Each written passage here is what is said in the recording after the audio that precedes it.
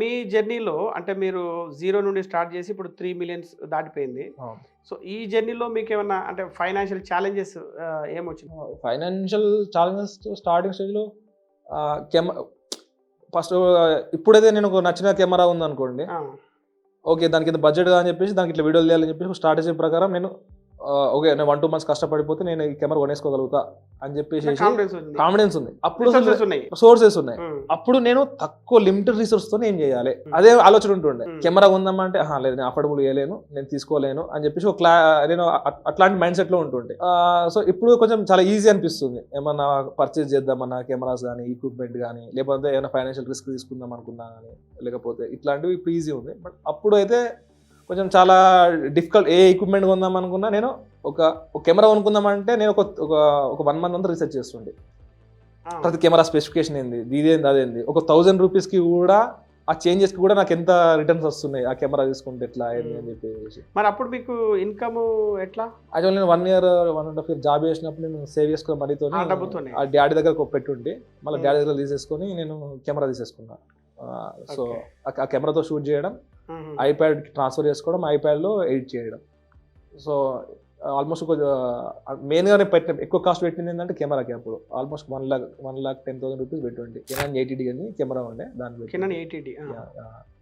So అప్పుడు అది తీసుకోవడానికి కూడా చాలా ఆలోచించి అసలు, ఎందుకంటే 0 రిటర్న్ వస్తలేవు అప్పుడు. కాకపోతే మనకున్న టైంలో ఎంత ఎఫర్ట్ పెట్టామో అంత ఎఫర్ట్ పెట్టాలి.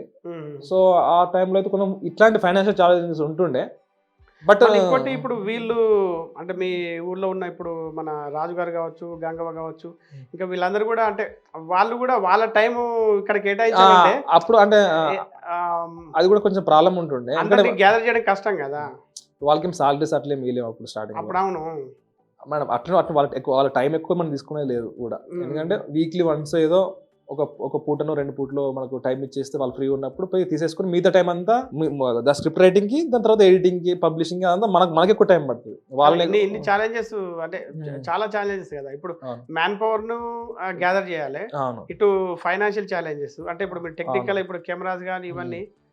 కానీ బాబు నాకు కొంచెం ఎంజాయ్ అనిపించింది అది. అంతేనా? అది ఒక గేమ్ లెక్క అనిపించింది. అంటే ఇప్పుడు మీరు ఆ క్రియేటివ్ ప్రాసెస్ ని ఎంజాయ్ చేయాలి. ఆ లిమిటెడ్ రిసోర్స్ తోని ఏం చేయాలి అంటే మళ్ళీ అప్పుడు నేను అనుకున్న ఎవ్రీథింగ్ నేను నేర్చుకుంటున్న ఫీలింగ్ లో ఉంటుండే.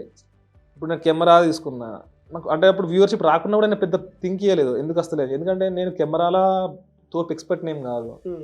నేను ఇప్పుడు పెద్ద సినిమా డైరెక్టర్స్ ఉన్నారు, నేను వాళ్ళంతా ఎక్స్పర్ట్ అయ్యి ఉండి నాకు పైసలు వస్తలేవు అంటే నేను థింక్ చేయాల్సింది.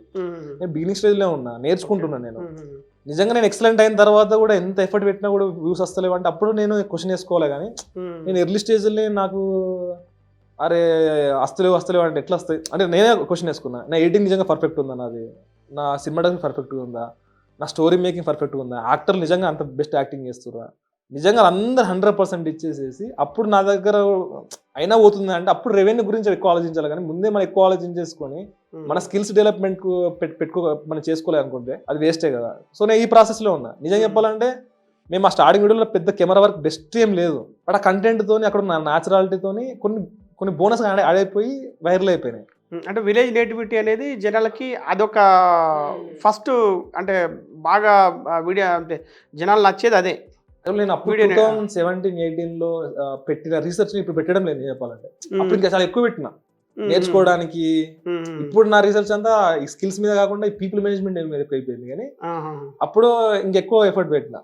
సో నేను ఎప్పుడు కానీ ఇట్లా ప్రాబ్లమేటిక్గా ఫీల్ కాలేదు రెవెన్యూ గురించి రాకపోతే. ఎందుకంటే నేను దానికి ఎలిజిబులా లేదా అనే క్వశ్చన్ మార్క్ ఎక్కువ ఉంటుండే నాకు.